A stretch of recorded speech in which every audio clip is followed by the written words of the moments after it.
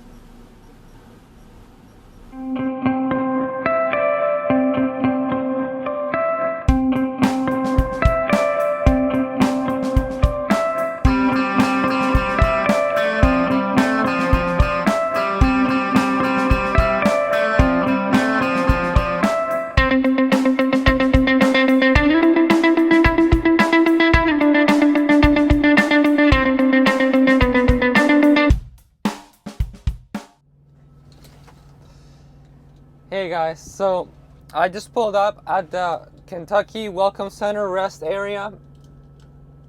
Just moving the phone so I can, like, I guess, be here without getting blinded by the sun. Okay. Hey guys, so I'm coming at you from the rest area in the Kentucky Welcome Center here in I-24 West. I drove all through the day. I contacted my fleet manager and dispatch this morning to figure out how to get to Springfield. It turned out that Springfield was actually the closest terminal, and I didn't realize that. I thought Pittston was closer, but no. So I was waiting for them to get me a load, and I ended up messaging my fleet manager. I did the math. It's 906 miles away. And I figured I'd rather just, take the $500 loss on filling up my tank and get going right now without a load, with hopes of maybe getting another load or a load somewhere along the way, than just sitting here in Valdosta, Georgia, where I was, accomplishing nothing. So I messaged my fleet manager. He's like, let me talk to sales. They're trying to find me a load. So I'm there sitting. And by around 9:30, 10-ish in the morning, I think, I really don't know what time, but it is 7:30 right now, and I've been driving for 9 hours. So 10 in the morning, 9:30-ish. I decided to get moving, and I start driving. I pull out of my parking spot. I'm waiting for this truck to drive through, and he drives through. I get out of my parking spot and I start to head towards the exit. He pulled a Yui, the other driver that just passed me through, went around the parking lot and got in front of me again, and he starts waving me down. And because the truck has just been hit, I'm concerned. I'm like, what the hell is going on? So I lower my window, and he recognized me from the videos, and it's someone that I've actually been talking to through email for a while now. And thankfully, I went over 5 miles an hour, but thankfully my Qualcomm was dead and it was starting back up. So I look at my Qualcomm, my hours are still not going down. So I'm like, oh, hey man, what's up? I'm like, well, he was with his family on his truck. He just left from home time. And I tell him that's okay, let me turn around so we can talk for a minute. So I parked again, and we had a great conversation. Jeff, I know you're watching this. I hope you're watching this. Thank you for stopping, man. I really appreciate it. I don't think I say this enough. I'm really appreciative and grateful for every single one of you guys that I get to interact with. and even more on the road when I get to meet people. It's a great experience. As an introverted extrovert, I cherish those moments. So yeah, we took a nice picture, and he saw the truck. We had a conversation about that, and so I'm smiling right now, and that may come off as weird, or I can see people like looking at me smiling right now with everything that's going on as insensitive, detached from reality. I don't know. But I'm going to give you this series of events, and I would like for you guys to comment below what you make of them, okay? Yesterday, I left the Walmart facility, and I was in this constant debate on whether or not I should just drive straight to my pickup location in Sanderson Farms, in Sanderson Farms in Moultrie, Georgia. I'm debating. I could get there sooner, just sit on their yard. They have no facilities. They probably have a porta potty. Or I could just park at a Pilot 40 miles away, get my trailer washed, have a shower, have the chance to exercise, amenities. And I called this facility and the load wasn't ready. They told me that it wasn't going to be ready until the next day anyway, this morning. So I parked at this Pilot. Yes, we know what happened. I got backed into my truck. And that situation was frustrating. But I was able to remain level-headed and happy for having the opportunity to diffuse the situation with this individual that was getting really stressed out. Like I mentioned before, I'm not happy about the situation. I'm spending $500 right now going to the terminal over something that is not my fault. But just because I want to get over it. Like, it's not ideal, it's not great, but it's fine. I'm fine right now. And then I sit at this place waiting for my dispatch to deal with me or to find out what's going to happen and end up deciding to leave. And if it wasn't because of that series of events, I wouldn't have had the chance to meet Jeff in person. So, which just made my day great. I've been having a good drive through the day. It's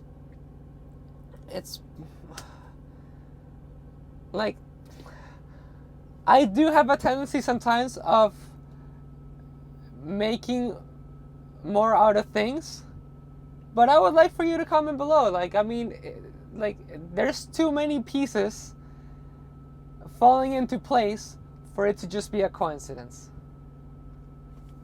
Just saying. But once again, Jeff, it was a pleasure to meet you. And, well, we'll be talking over the phone hopefully soon. And hopefully we'll meet again on the road. And that's that. I just wanted to share that.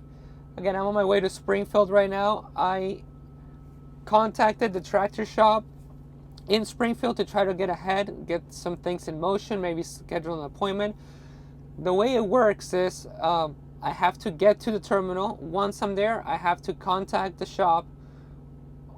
They have a body shop person that has to come out to the yard, look at the truck, assess the damage, so we can figure out what parts we need and who's going to work on it. So basically, they wanted me to wait until tomorrow. When I get there, I'm planning to be there tomorrow by 4 in the afternoon-ish, roughly. I'm like 400 miles away, 450 miles away, and I can't drive through the night. I'm trying to abide by the law. So 6 in the morning, 7 in the morning tomorrow, I'll get driving. That's going to be roughly 8 hours. So 3, 4 in the afternoon, I'll be there. They wanted me to get there and then start going through the process. I asked them if I could have the number for the body shop person so I can like explain the situation and maybe start sending him some pictures to get some things in motion. They said yes, they did. I called the person, left a voicemail. He called me back. I explained the situation, and then I texted him the pictures. And that's pretty much all I was able to get done when it comes to being proactive. I'm going to be there tomorrow, Wednesday, by end of day. So I'm going to be conservative. No, actually not. Conservative is not the word. I'm just going to expect the worst and assume that I'm probably going to be stuck in Springfield from Wednesday at 4 o'clock in the afternoon to potentially Friday or Saturday, the least. At least. But we'll go from there. We're going to drive to Springfield, and we'll see how things go from there. The other thing, there's a couple of things that I've been wanting to take care of at Springfield. I haven't met my fleet manager in person, so I thought that this would be a good opportunity to introduce myself and put a face to the name. I can also have a proper workout at the gym, which I've been wanting to have a proper workout for the longest time. And I guess I'm gonna have some forced relaxation while I'm there. Maybe I'll get to meet some people that recognize me. Who knows? Yeah. But for now, I'm going to go back there, edit some of my other videos, and hopefully relax.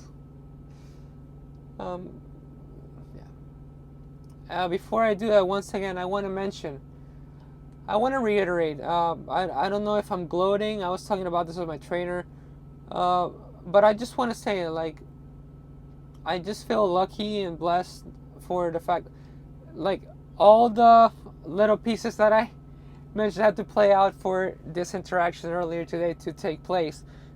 Setting that aside, I wanted to reiterate something that I mentioned on the last video regarding the accident. I'm just thankful that I'm in this place where I've saved enough money through this job that allowed me to, again, remain level-headed, not take my potential stress or anger on this other driver. And yeah, I just wanted to mention that I'm just I don't know, I don't want to sound preachy, but if you're in this line of work, or if you do get into trucking to better your life, try to remain,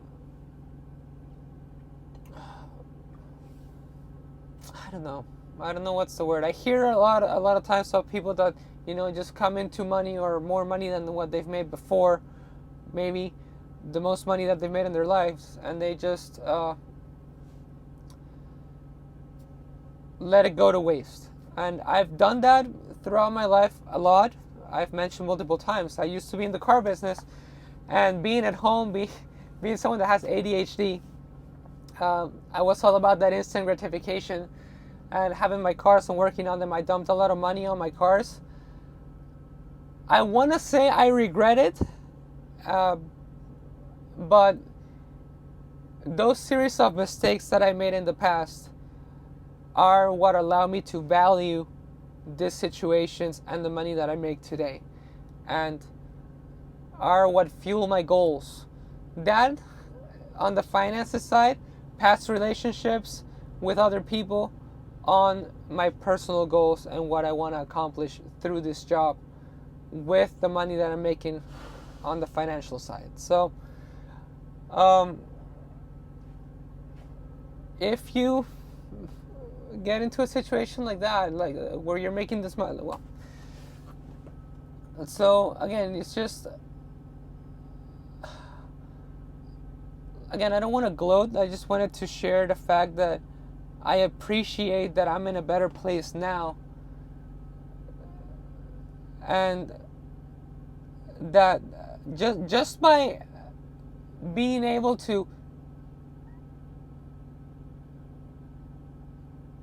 not be faced by not making money this week. I don't know. Hopefully I'm getting my point across. This video is getting very long, and it is supposed to be a longer video. This is just a part of it. But yeah, I just wanted to share that, and I'm a little curious and maybe excited about sharing how the process of dealing with claims is going to go, or dealing with getting the truck repaired. So stay tuned.